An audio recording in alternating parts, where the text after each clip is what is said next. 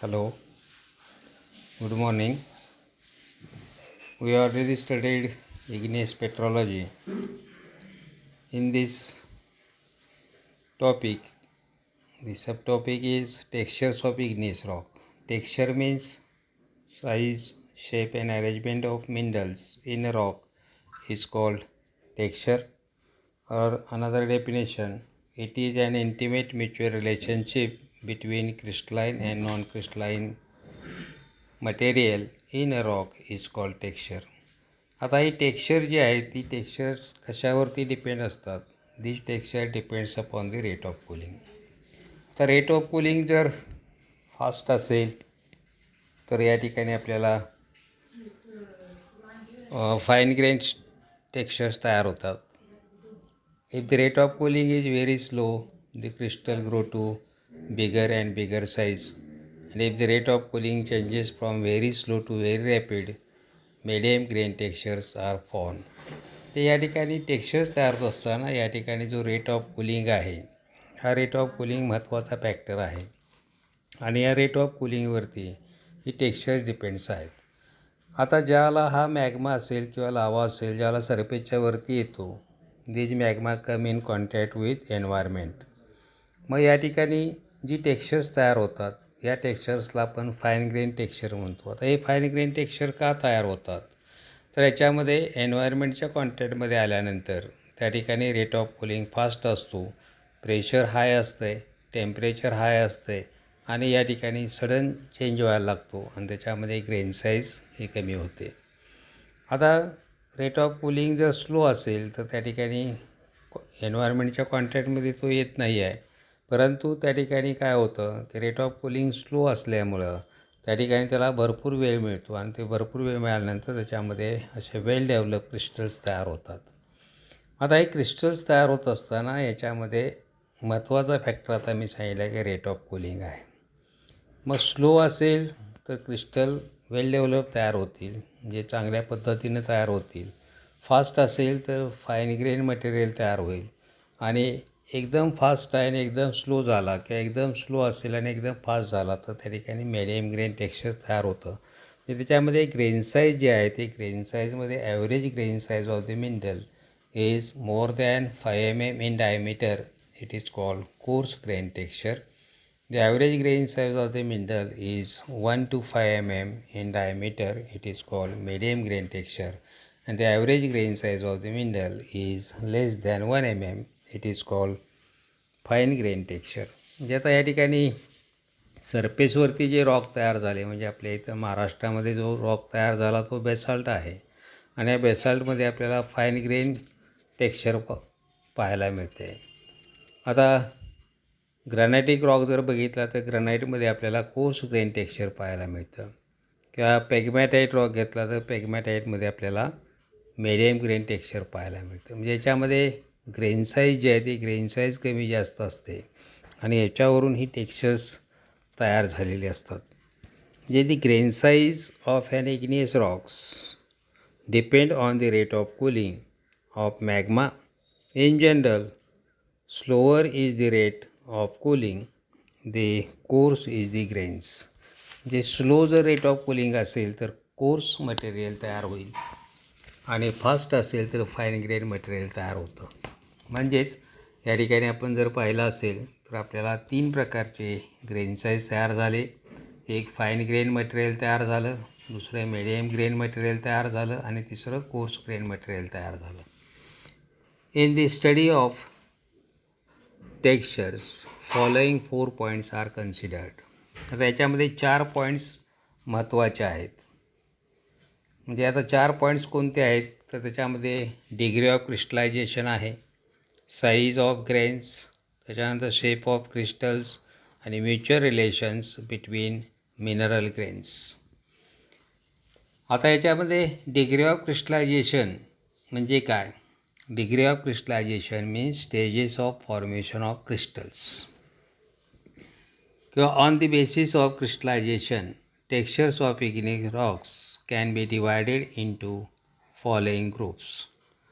तर त्याच्यामध्ये पहिला जो ग्रुप तयार होतो तो होलो क्रिस्टलाइन, होलो हायलिन आणि मेरो क्रिस्टलाइन. म्हणजे या ठिकाणी क्रिस्टलाइज्ड मिनरल तयार होतात, क्रिस्टलाइन मिनरल तयार होतात, क्रिप्टो क्रिस्टलाइन मिनरल तयार होतात आणि ॲमॉर्फस असे 4 प्रकारचे मिनरल्स या ठिकाणी तयार झालेले असतात. म्हणजे साधं उदाहरण जर तुम्हाला द्यायचं असेल तर तुम्ही आता 12वीमध्ये आलेला आहात, म्हणजे तुम्ही क्रिस्टलाइज्ड झाला, म्हणजे it consist of well develop crystals, म्हणजे त्याच्यामध्ये क्रिस्टल्स तयार झालेले आहेत. वेल डेव्हलप जर तयार झाले असतील तर त्याला आपण क्रिस्टलाइज्ड म्हणतो. म्हणजे तुम्ही आता 10वीतून 12वी 11वीमधून परत 12वीमध्ये आलात, म्हणजे तुम्ही क्रिस्टलाइज्ड झाला. पण तुमचे काही विद्यार्थी 10वीमध्ये नापास झालेले आहेत, त्यांना आपण क्रिस्टलाइन म्हणूया. आता क्रिस्टलाइज्ड, क्रिस्टलाइन आणि क्रिप्टो क्रिस्टलाइन या तिन्हीमध्ये काय फरक आहे? तर वेल डेव्हलप क्रिस्टल तयार झाले तर त्याला आपण क्रिस्टलाइज्ड म्हणायचं. पार्टली डेव्हलपमेंट झाली असेल तर त्याला आपण क्रिस्टलाइन म्हणतो. आणि mere traces of crystalline structures it is called crypto crystalline. आणि complete absence of crystals it is called amorphous. म्हणजे या ठिकाणी या 4 स्टेजेस महत्त्वाच्या आहेत. म्हणजे आता मी उदाहरण दिले की 10वीमधून तुम्ही 12वीमध्ये 11वी-12वी करून, म्हणजे 11वी करून 12वीमध्ये आलेला आहात, म्हणजे क्रिस्टलाइज्ड झाला. काही विद्यार्थी तुमच्या मित्र वगैरे आहेत 10वीमध्ये नापास झालेले आहेत, त्यांना आपण क्रिस्टलाइन म्हणूया. काही विद्यार्थ्यांनी 4थी-5वीतून शाळा सोडलेली आहे, असे विद्यार्थी जे आहेत त्याला आपण क्रिप्टो क्रिस्टलाइन म्हणूया. आणि जे शाळेमध्येच गेलेले नाही आहेत त्यांना आपण ॲमॉर्फस म्हणूया. म्हणजे या 4 स्टेजेस कशा तयार होतात? या ठिकाणी मिनरल्स तयार होत असताना या 4 स्टेजेस, म्हणजे मिनरल्स तयार होत असताना याच्यामध्ये 3 ॲक्सिस असतात. एक्स, वाय, झेड ॲक्सिसला मिनरलची ग्रोथ होते. काही मिनरल्स 1 डायमेन्शनल ग्रोथमध्ये तयार होतात, काही मिनरल्स 2 डायमेन्शनल ग्रोथमध्ये तयार होतात, काही मिनरल्स 3 डायमेन्शनल ग्रोथमध्ये तयार होतात. जे 3 डायमेन्शनमध्ये जे मिनरल तयार झाले त्याला आपण क्युबिक म्हणतो. तर त्याच्यामध्ये वेल डेव्हलप क्रिस्टल तयार झाले जातो. उदाहरणार्थ जर घ्यायचं असेल तर मॅग्नेटाईट घ्या, ऑक्टाहेड्रल टाईप तयार होतो. Octa means 8, hydel means face, त्याच्यामध्ये 8 फेस तयार होतात आणि इक्वल फेस सगळे तयार झालेले असतात. कुठेही त्याच्यामध्ये अनइक्वल फेस तयार झालेला असा दिसत नाही. तर अशाला आपण वेल डेव्हलप क्रिस्टल्स म्हणतो. म्हणजे क्रिस्टलाइज्ड मिनरल्स असे तयार होतात. किंवा क्युबिक, पायराईटचं तो एक्झाम्पल जर आपण बघितलं तर पायराईट हा क्यूबमध्ये तयार होतो. आणि क्यूब जे आहेत हे क्यूब अशा पद्धतीने तयार झालेले असतात की त्याच्यामध्ये 3 डायमेन्शनल ग्रोथ झालेली असते. आता 1 डायमेन्शनल ग्रोथ होत असताना त्याच्यामध्ये आता मस्कोवाईट एक्झाम्पल जर आपण घेतलं तर मस्कोवाईट या मिनरलमध्ये एका डिरेक्शनमध्ये त्याची ग्रोथ झालेली आहे, म्हणून त्याला 1 डायमेन्शनल मिनरल आपण म्हणतो. आता ऑर्थोक्लेज मिनरल घेतला तर त्याच्यामध्ये 2 डिफरंट डायरेक्शनमध्ये ग्रोथ झालेली आहे, म्हणून त्याला आपण 2 डायमेन्शनल मिनरल म्हणतो. आणि कॅल्साईट मिनरल घेतला किंवा पायराईट मिनरल घेतला तर याच्यामध्ये 3 डायमेन्शनल ग्रोथ झालेली असते, ही तिन्ही ॲक्सेसला त्याची ग्रोथ झालेली असते. तर अशा पद्धतीनं या ठिकाणी जे मिनरल्स तयार होतात त्या मिनरल्स जे आहेत त्याला आपण डिग्री ऑफ क्रिस्टलायझेशन म्हणतो. आणि degree of crystallisation means stages of formation of crystals. आता या ठिकाणी मग अशा आपण पहिला टाईप पाहिलेला होता होलो क्रिस्टलाइन. आता होलो क्रिस्टलाइन म्हणजे काय की सगळा जे मिनरल जे आहेत ते सगळ्या मिनरल क्रिस्टलनी किंवा मिनरलनी तयार झाला असेल. म्हणजे when a rock is made up of entirely of crystal the texture is called holo crystalline.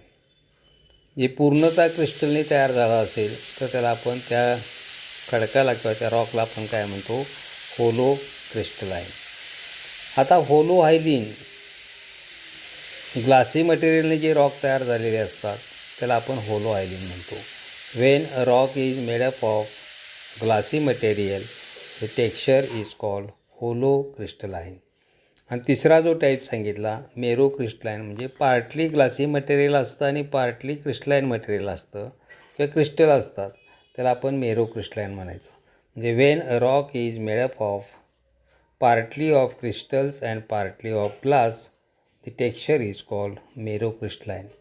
म्हणजे डिग्री ऑफ क्रिस्टलायझेशनमध्ये आपल्याला हे 3 पॉईंट महत्त्वाचे आहेत की त्याच्यामध्ये होलो क्रिस्टलाइन आहे. होलो क्रिस्टलाइन म्हणजे काय की क्रिस्टलनी तयार झालेला आहे त्याला आपण होलो क्रिस्टलाइन म्हणायचं. ग्लासी मटेरियलनं तयार झालेलं आहे त्याला होलो हायलिन म्हणायचं. आणि पार्टली ग्लासी मटेरियल आणि पार्टली क्रिस्टल तयार असेल तर त्याला आपण मेरो क्रिस्टलाइन म्हणतो. तर अशा पद्धतीने या ठिकाणी पहिला जे मिनरल्स तयार झाले त्याला आपण डिग्री ऑफ क्रिस्टलायझेशन म्हणतो. आणि डिग्री ऑफ क्रिस्टलायझेशन नंतर दुसरा जो पॉईंट या ठिकाणी दिलेला आहे आपल्याला साईज ऑफ ग्रेन्स. म्हणजे डेफिनेशनमध्ये आपण पाहिलं टेक्स्चरच्या की size, shape and arrangement of minerals in a rock is called texture.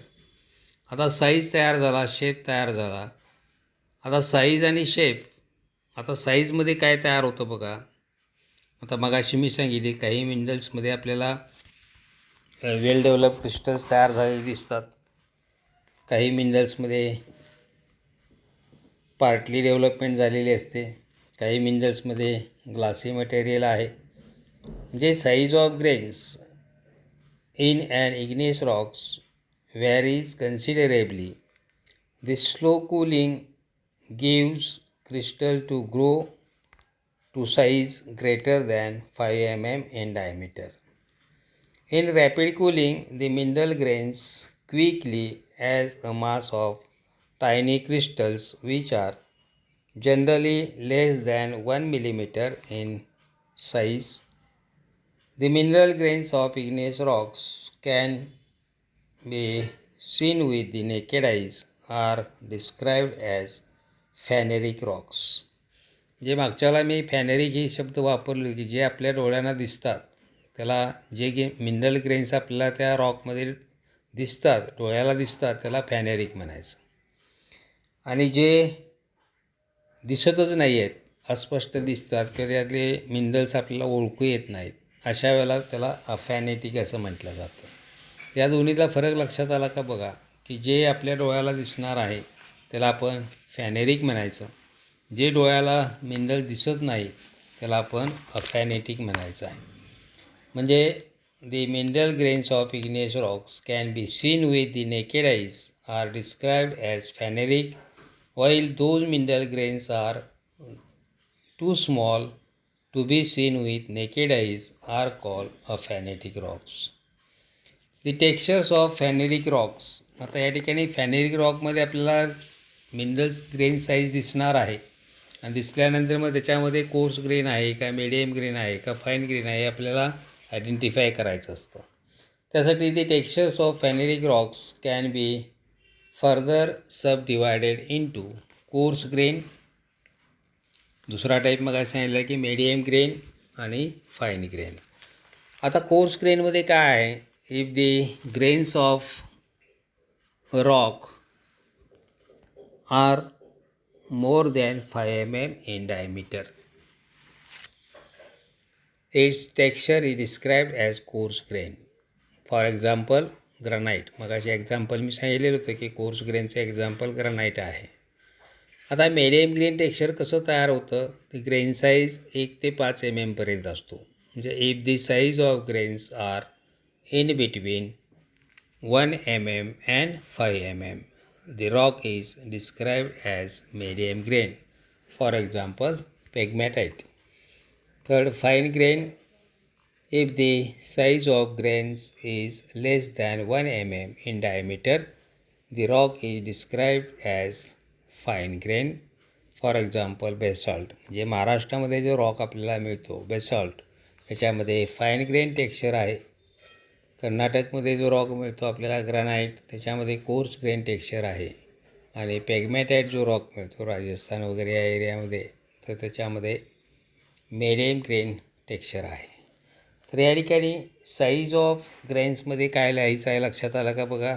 Fine grain, medium grain, coarse grain. डोळ्याला जर आपल्याला क्रिस्टल दिसत असतील किंवा मिनरल दिसत असतील त्या रॉकमध्ये, तर त्याला आपण फॅनेरिक रॉक लिहितो. जर ते मिनरल दिसत नसतील तर त्याला आपण काय लिहायचं आहे, अफॅनेटिक रॉक लिहायचा आहे. आता तिसरा पॉईंट याच्यामध्ये जो दिलेला आहे, शेप ऑफ क्रिस्टल्स. म्हणजे या ठिकाणी त्या मिनरलला शेप येतो. आता मग अशी मी सांगितले की मिनरलची ग्रोथ होत असताना तिन्ही डायरेक्शनमध्ये ग्रोथ होते. काही मिनरल्स एका डिरेक्शनमध्ये तयार झालेले असतात, काही 2 डिफरंट डिरेक्शनमध्ये तयार झालेले असतात, काही मिनरल्स 3 डिफरंट डिरेक्शनमध्ये तयार झालेले असतात. तर आता या ठिकाणी त्या मिनरलला जर मिनरल जे आहे ते मिनरल यू हायड्रल, यू म्हणजे equal, hedral means face, equal फेसचे जर मिनरल तयार झाले तर त्याला आपण युहायड्रल म्हणतो.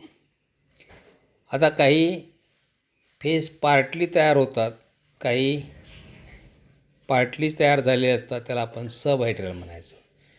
आणि काही मिनरल्समध्ये आपल्याला फेसच तयार होत नाहीत, इरेग्युलर शेप तयार होतो, त्याला आपण ॲनहायड्रल म्हणायचं आहे. म्हणजे शेपमध्ये आपल्याला 3 टर्म लिहायचे आहेत, युहायड्रल, सबहायड्रल आणि ॲनहायड्रल. आता युहायड्रल, the grains of an igneous rocks are called euhydral if they show well-developed crystal faces, and if the crystal faces are partly developed, they are described as subhydral. The term anhydral is used for those grains in which crystal faces are absent. म्हणजे या ठिकाणी आपण बघितलं की shape ज्याला मिनरलला तयार होतात त्याच्यामध्ये साईज तयार होते, शेप तयार होतो आणि साईज, शेप आणि त्याच्यामध्ये अरेंजमेंट होते, याला आपण टेक्स्चर म्हणतो. आणि ही सगळी टेक्स्चर जी आहेत, this texture depends upon the rate of cooling. Rate of cooling fast झाला तर टेक्स्चर फाईन ग्रेन तयार होईल. रेट ऑफ कूलिंग स्लो झाला तर टेक्स्चर कोर्स ग्रेन तयार होईल. Rate of cooling changes from very slow to very rapid झाला तर त्या ठिकाणी तुम्हाला मिडियम ग्रेन टेक्स्चर्स तयार होईल. म्हणजे या ठिकाणी साईज किंवा शेप तयार होत असताना त्याच्यामध्ये वेगवेगळे शेप तयार झालेले असतील, वेगवेगळ्या साईज तयार झालेले असेल आणि अशा पद्धतीने या ठिकाणी जे मिनरल्स तयार होतात इग्नियस रॉकमध्ये, याला आपण प्रायमरी मिनरल्स म्हणतो. म्हणजे सुरुवातीला जे मिनरल तयार झाले त्याला आपण प्रायमरी मिनरल्स म्हणतो. मागच्याला आपण सेकंडरी मिनरल्स पण पाहिलेले होते. आता हे सेकंडरी मिनरल्स आणि प्रायमरी मिनरल्स म्हणजे इग्नियस रॉकमध्ये जे सुरुवातीला जे मिनरल तयार होतात ते प्रायमरी. हे मिनरल ज्याला एक्सपोज होतात, हवेच्या कॉन्टॅक्टमध्ये येतात किंवा वॉटरच्या कॉन्टॅक्टमध्ये येतात आणि याच्यापासून परत ते वॉटरमध्ये डिझॉल्व होतात, त्याला आपण सेकंडरी मिनरल्स म्हणतो. जे सेकंडरी मिनरल्स हे नंतर तयार झालेले आहेत. आणि याच्यातला चौथा जो पॉईंट दिलेला आहे तो mutual relations between mineral grains. मग आता या मिनरल्समध्ये म्युच्युअल रिलेशन असतं आहे. प्रत्येक ग्रेन मिनरल्स म्हणजे आता हे रॉक फॉर्मिंग मिनरल्स तयार होतात, त्याच्यामध्ये काही ओव्हर मिनरल्ससुद्धा आलेले असतात. आता रॉक फॉर्मिंग मिनरल्स म्हणजे काय? What are rock forming minerals? Rock forming minerals are those which are essential constituent of rock. Essential constituent means a part of rock. तर हे त्या रॉकमधले पार्ट असतात. असे वेगवेगळे मिनरल्स एकत्र येतात आणि रॉक तयार होतो. जे what is rock? An aggregate of mineral is called rock. म्हणजे हे मिनरल्स जे आहेत या मिनरलचं ॲग्रिगेशन होतं आणि मग त्या ठिकाणी रॉक तयार होतो. मग त्याच्यामध्ये म्युच्युअल रिलेशन ऑफ ग्रेन्स तयार होते. Depending on mutual relations of grains, the textures of igneous rocks may be classified into 2 groups. तर या ठिकाणी 2 ग्रुप त्याचे तयार झालेले आहेत. एक इक्वी ग्रॅन्युलर टेक्स्चर आणि दुसरं इनइक्वी ग्रॅन्युलर टेक्स्चर. तर what are equigranular texture आणि what are inequigranular texture? All grains are more or less equal in size. Equi means equal, granular means grains. All grains are more or less equal in size. Then it is called equigranular texture, or it is also called granitic texture. For example granite रॉकमध्ये आपल्याला equigranular texture पाहता येतं. याच्यामध्ये grain size जो आहे तो grain size सगळा मोर or less equal in साईजमध्ये असतो. त्याची ग्रेन साईज आहे 5 mm जास्त ग्रेन साईज त्याच्यामध्ये तयार होतं. रेट ऑफ कूलिंग त्या ठिकाणी स्लो असतो आणि अशा पद्धतीने या ठिकाणी जे टेक्स्चर्स तयार झालेले आहे ते इक्विग्रॅन्युलर टेक्स्चर त्याला म्हटलं जातं किंवा it is also called granitic texture. त्याच्यानंतर दुसरं जे टेक्स्चर याच्यामध्ये तयार होतं आहे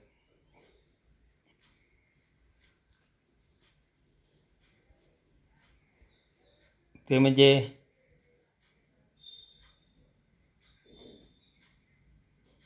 आता या ठिकाणी बघा इक्विग्रॅन्युलर टेक्स्चरमध्ये बायोटाईट क्रिस्टल या ठिकाणी तुम्हाला दिसतात, क्वार्ट्ज क्रिस्टल दिसतात. सगळ्याचा शेप, साईज वगैरे सगळं सारखं आहे. म्हणजे all grains are more or less equal in size. आता दुसरं जे टेक्स्चर आहे याच्यामध्ये इनइक्विग्रॅन्युलर टेक्स्चर म्हणजे काय? दी व्हेरिएशन ऑफ ग्रेन साईज. आता या ठिकाणी तुम्हाला व्हेरिएशन दिसते. हे लार्ज क्रिस्टल्स तयार झालेले आहेत, त्याला आपण फेनोक्रिस्ट म्हणतो. त्याच्या शेजारी लहान लहान पार्टिकल्स तयार झालेले, काही क्रिस्टल्स तयार झालेले आहेत, त्याला आपण ग्राउंड मास म्हणतो. म्हणजे या ठिकाणी 2 जनरेशन तयार झालेले आहेत. एक रेट ऑफ कूलिंग स्लो असताना काही टेक्स्चर्स तयार झाले, त्याला आपण फेनोक्रिस्ट म्हटलेलं आहे.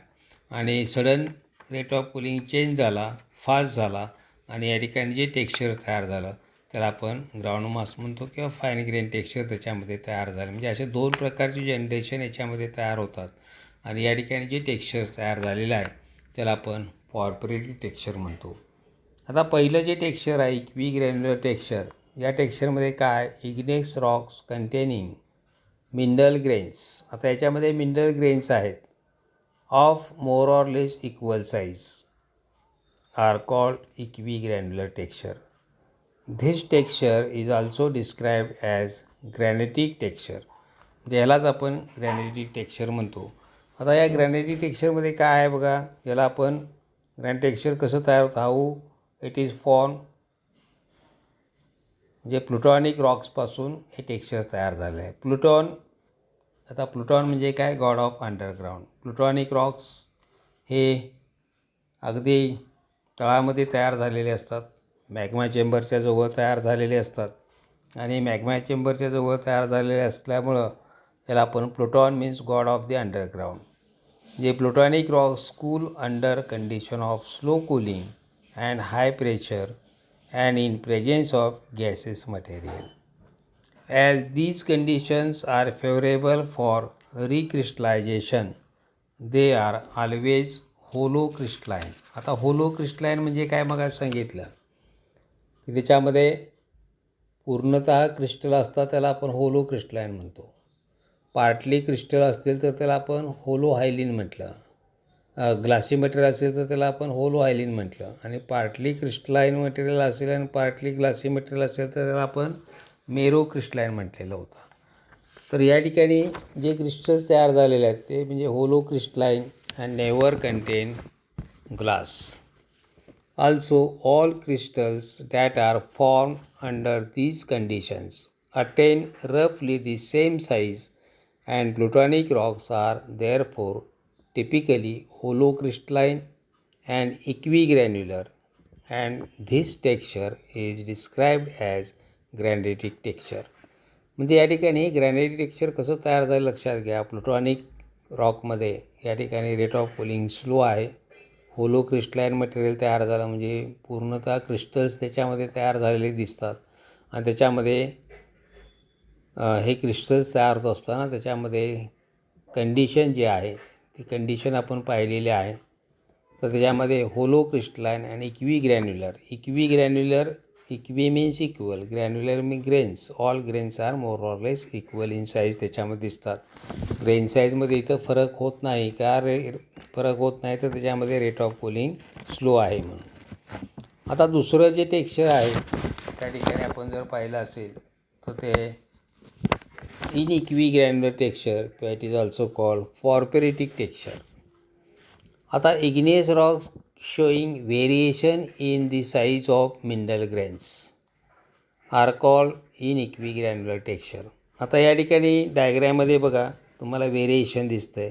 काही क्रिस्टल्स लार्ज क्रिस्टल्स तयार झालेले आहेत त्याला आपण फेनोक्रिस्ट म्हणतो आणि surrounding fine grain material it is called groundmass. तर अशा पद्धतीने टेक्स्चर्स तयार झालेले आहे. याच्यामध्ये 2 जनरेशन तयार झाली. पहिल्या जनरेशनमध्ये रेट ऑफ कूलिंग स्लो होता. रेट ऑफ कूलिंग स्लो असताना या ठिकाणी फेनोक्रिस्ट तयार झाले. सडन चेंज झाला, रेट ऑफ कूलिंग फास्ट झाला आणि या ठिकाणी फायनल ग्राउंड मास तयार झालेला आहे.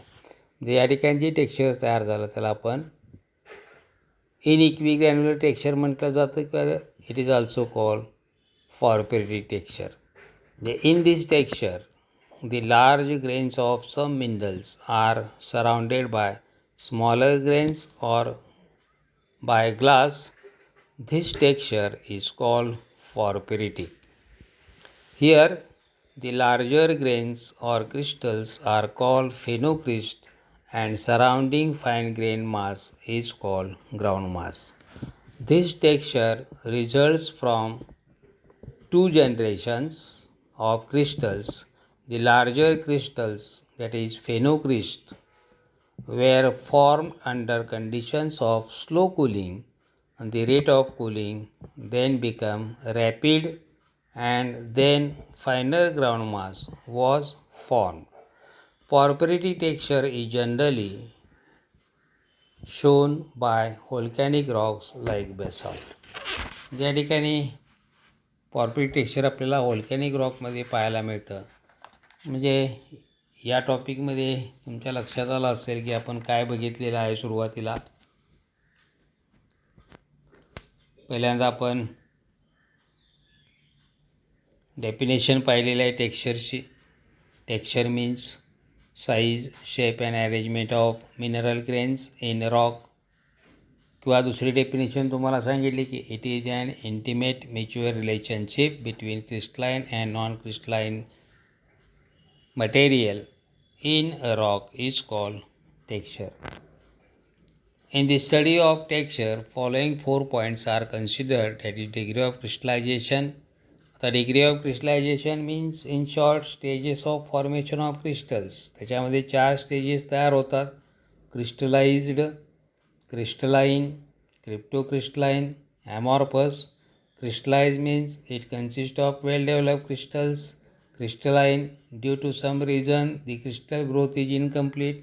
Cryptocrystalline, mere traces of crystalline structures. And amorphous, complete absence of crystals. हे काही रॉक्समध्ये आपल्याला क्रिस्टल वेल डेव्हलप तयार झालेले आहेत. काही रॉकमध्ये पार्टली डेव्हलप तयार झालेले असतात. काही रॉकमध्ये फक्त जस्ट इनिशिएशन सुरू झालेलं असतं आणि काही रॉकमध्ये क्रिस्टल्स ॲबसेंट असतात. तर अशा पद्धतीने या ठिकाणी रॉकमध्ये हे मिनरल्स तयार झालेले आपल्याला दिसून येतात. मिनरल्स किंवा त्याला आपण क्रिस्टल्स म्हणतो. त्याच्यानंतर साईज ऑफ ग्रेन्स आपण पाहिलेला आहे. साईज ऑफ ग्रेन्समध्ये आपण पाहिले की साईज कसा तयार होतो. मग हे साईज तयार होत असताना त्या मिनरल्समध्ये ग्रेन साईज आपण पाहिलेलं आहे की 1 to 5 mm, म्हणजे मोर दॅन 5 mm असेल तर त्याला आपण कोर्स ग्रेन म्हटलं. त्याचं फॉर एक्झाम्पल आपण ग्रॅनाईट घेतलेलं होतं.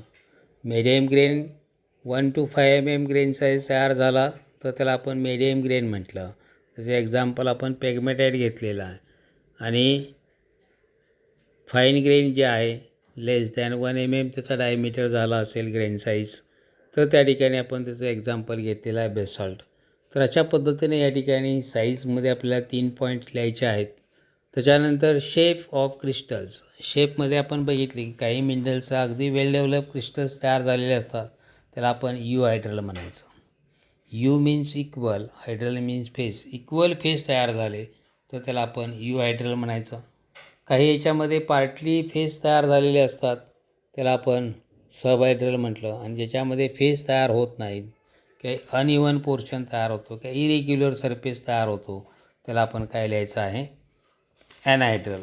या 3 टर्म या ठिकाणी आपल्याला शेपमध्ये वापरायचे आहेत. त्याच्यानंतर म्युच्युअल रिलेशन्समध्ये आपण 2 एक्झाम्पल पाहिलेले आहेत किंवा 2 टाईप्स त्याचे पाहिले. इक्वी ग्रॅन्युलर टेक्स्चर आणि inequigranular texture. Equigranular means all grains are more or less equal in size, then it is called equigranular texture.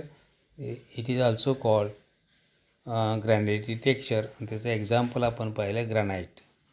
नंतर दुसरा जो रॉक टाईप म्हणजे दुसरं जे टेक्स्चर आहे त्याच्यामध्ये आपण इनइक्विग्रॅन्युलर टेक्स्चर पाहिलं. The variation of grain size in a rock is called inequigranular texture. तर ही टेक्स्चर्स तयार होत असताना याच्यामध्ये आपण पाहिलेलं आहे की इक्विग्रॅन्युलर असेल इनइक्विग्रॅन्युलर असेल 2 प्रकारची टेक्स्चर्स तयार झाले. याच्यामध्ये रेट ऑफ कूलिंग हा महत्त्वाचा फॅक्टर आहे.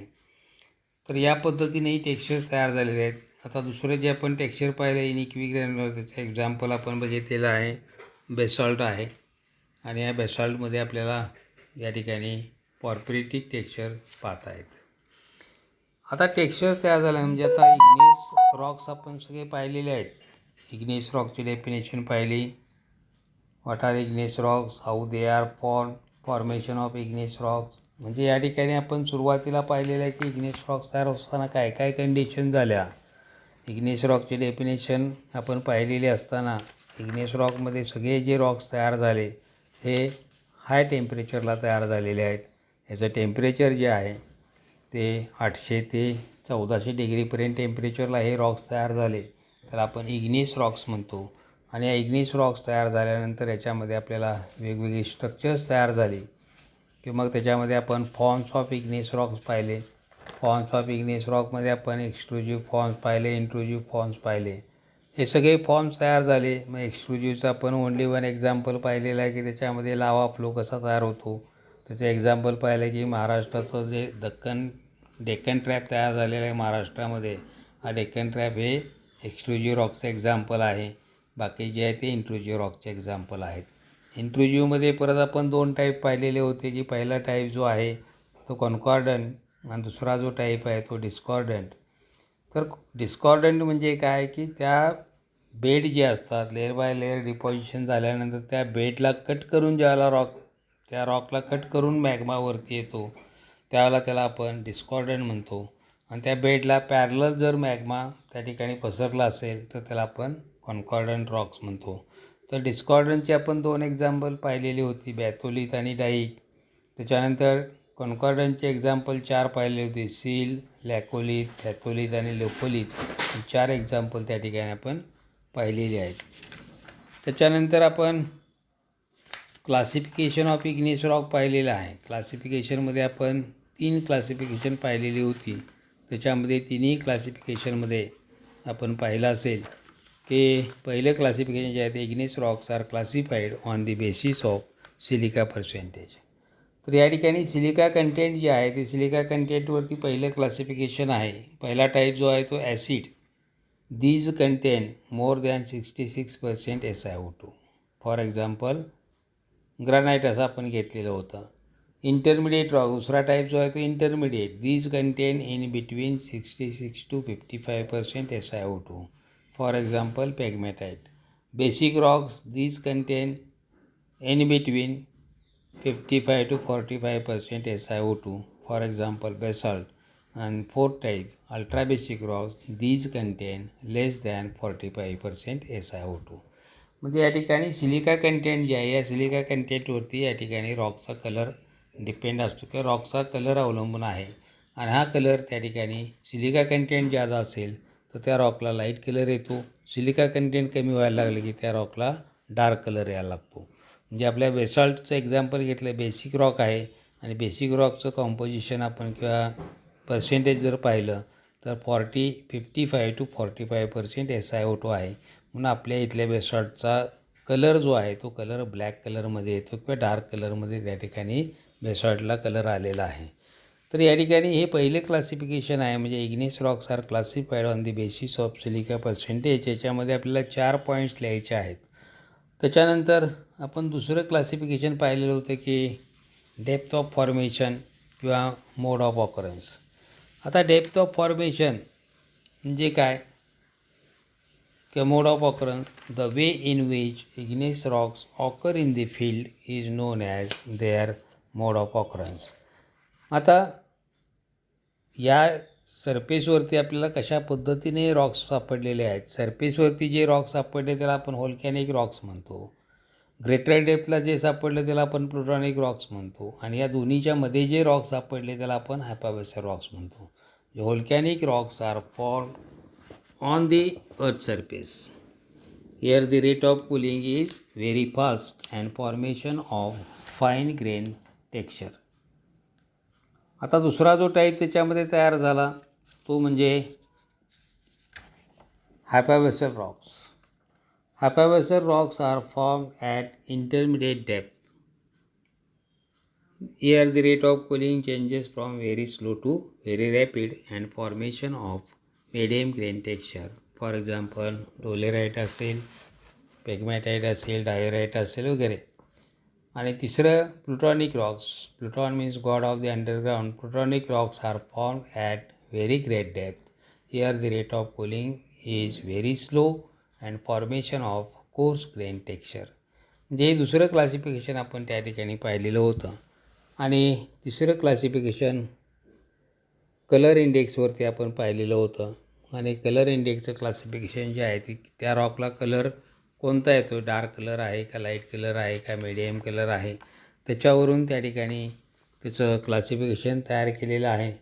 आणि ते क्लासिफिकेशन त्या ठिकाणी तुम्हाला मेलेनोक्रिटिक, मेसोक्रिटिक वगैरे अशा टर्म्स आपण वापरलेल्या होत्या. आणि मग त्याच्यानंतर आपण दुसरा टाईप जो पाहिला तो स्ट्रक्चर्स ऑफ इग्नियस रॉक्स. त्याच्यामध्ये आपण मागच्या तासाला पाहिलेलं आहे की व्हेसिक्युलर स्ट्रक्चर कसं तयार झालं, ॲमॅग्डलायडल स्ट्रक्चर कसं तयार झालं, फ्लो स्ट्रक्चर किंवा कॉलमनर स्ट्रक्चर कसं तयार झालं, लावा फ्लो म्हणून हे स्ट्रक्चर कोणतं तयार झालं हे आपण पाहिलेलं आहे, किंवा पिलो लाईक स्ट्रक्चर आपण पाहिलेलं आहे. ही स्ट्रक्चर्स या ठिकाणी इग्नियस रॉक्समध्ये तयार झाली आणि टेक्स्चर्स तयार होत असताना याच्यामध्ये महत्त्वाचा जो फॅक्टर आहे तो रेट ऑफ कूलिंग आहे. काही टेक्स्चर्स फाईन ग्रेनमध्ये तयार झालेले आहेत, काही मिडियम ग्रेनमध्ये तयार झाली, काही कोर्स ग्रेनमध्ये तयार झाली, काही मिनरल्समध्ये किंवा रॉक्समध्ये ग्रेन साईज तुम्हाला दिसतो, काही रॉक्समध्ये ग्रेन साईज दिसत नाही. तर अशा पद्धतीनं या ठिकाणी इग्नियस रॉक्स तयार झाले. म्हणजे जनरल कॅरेक्टर्स आता याच्यावरून आपल्याला लिहायचे आहेत. आता जनरल कॅरेक्टर्स कोणती तयार झाली याच्यामध्ये बघा. पहिलं कॅरेक्टर तयार झालं, दे आर प्रायमरी रॉक्स या दे आर इग्नियस रॉक्स. आता दुसरं जनरल कॅरेक्टर या ठिकाणी काय तयार झालं, दे are crystalline in nature. Crystal तयार झाले, याच्यामध्ये क्रिस्टलायझेशन प्रोसेस तयार झाली आणि या क्रिस्टलायझेशन प्रोसेसमुळे याच्यामध्ये काय झाले, मिनरल्स किंवा क्रिस्टल्स तयार झाले. दुसरं कॅरेक्टर काय झालं, दे आर क्रिस्टलाइन इन नेचर. आता या रॉकमध्ये टेम्परेचर कसं आहे, जास्त आहे. 800 ते 1400 डिग्रीपर्यंत टेम्परेचर आहे. त्यामुळे इथं कोणत्याही प्रकारचे वनस्पती किंवा प्राणी जगू शकणार नाहीत. त्यामुळे याला आपण अनफॉसिलिफेरस म्हणतो. आता unfossiliferous that is fossils are absent in igneous rocks. लक्षात आलं, फॉसिल काय ॲबसेंट आहे तर टेम्परेचर जास्त असल्यामुळे फॉसिल या ठिकाणी तयार होऊ शकत नाहीत. म्हणून तिसरं कॅरेक्टर तयार झालं, unfossiliferous that is fossils are absent. आता चौथं कॅरेक्टर काय तयार होतं, अनस्ट्रॅटिफाईड रॉक्स तयार होतात. Unstratified that is they are not in layers. Layering याच्यामध्ये होत नाही किंवा लेयर्स तयार होत नाहीत. कसा आहे, वेडावाकडा या ठिकाणी हे रॉक्स तयार झालेले असतात, म्हणून त्याला आपण अनस्ट्रॅटिफाईड रॉक्स म्हणतो. That is they are not in layers. आता या रॉकमध्ये आपण एक्झाम्पल पाहिलेले आहेत किंवा इग्नियस रॉकचे एक्झाम्पल्स आपण पाहिली, ती कॅरेक्टरमध्ये लिहायची असतात. आता कोणते एक्झाम्पल पाहिले आपण, an examples of igneous rocks are, basalt पाहिलं, ग्रनाईट पाहिलं, पेगमॅटाईट पाहिलं, रायोलाईट, ड्युनाईट एक्सेट्रा. आता स्ट्रक्चर्स आपण इग्नियस रॉकमध्ये पाहिलेले आहेत. Structures of igneous rocks are, vesicular structure पाहिलं, ॲमॅग्डलायडल स्ट्रक्चर पाहिलं, कॉलमनर स्ट्रक्चर पाहिलेलं आहे. त्याच्यानंतर रोपी लावा पाहिला, त्याच्यानंतर आपण पिलो स्ट्रक्चर पाहिलेलं आहे. ही स्ट्रक्चर्स आपण त्या ठिकाणी पाहिलेली आहेत. म्हणजे स्ट्रक्चर त्याच्यामध्ये structures of igneous rocks are vesicular, amygdaloidal, ropy, त्याच्यानंतर pillow structure and columnar structure. त्याच्यानंतर आपण टेक्स्चर्स पाहिली, ती textures of igneous rocks are. कोणकोणती टेक्स्चर्स पाहिली बघा, कोणकोणती टेक्स्चर पाहिली बघा, coarse grain texture, fine grain texture, medium grain texture. त्यालाच आपण काय म्हटलं, इक्विग्रॅन्युलर टेक्स्चर आणि inequigranular texture, or it is also called granitic or म्हणजे ग्रॅनेटिक ऑर पॉर्फिरिक टेक्स्चर. अशी टेक्स्चर्स या ठिकाणी पाहिली. म्हणजे इग्नियस रॉकमध्ये आपण पाहिलं तर आपल्याला या ठिकाणी जनरल कॅरेक्टर्स काय तयार झाली याच्यावरती क्वेश्चन तुम्हाला विचारला जातो. General characters of igneous rocks. तर पहिलं कॅरेक्टर काय तयार झालं बघा, they are primary rocks or they are igneous rocks. Second, they are crystalline in nature. Third, unfossiliferous that is fossils are absent. So fourth character, unstratified that is they are not in layers. Fifth character, structures. The structures of igneous rocks are, कोणकोणती structures पाहिली ती structures आपण त्याच्यामध्ये लिहायचे आहेत.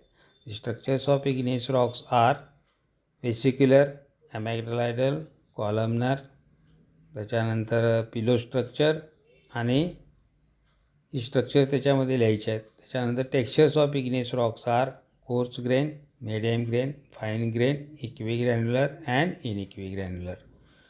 त्याच्यानंतर example द्यायची, igneous रॉकचे examples काय तयार झाले त्याच्यामध्ये. An example of igneous rocks are basalt, granite, pegmatite, rhyolite, dunite. हे एक्झाम्पल्स तयार झाले.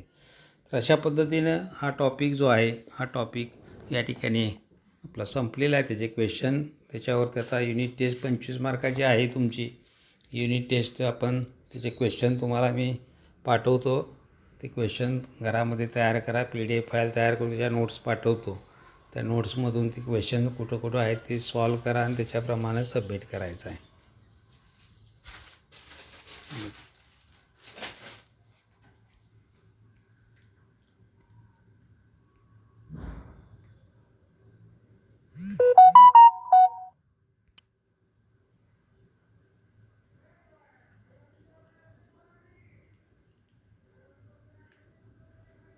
झाले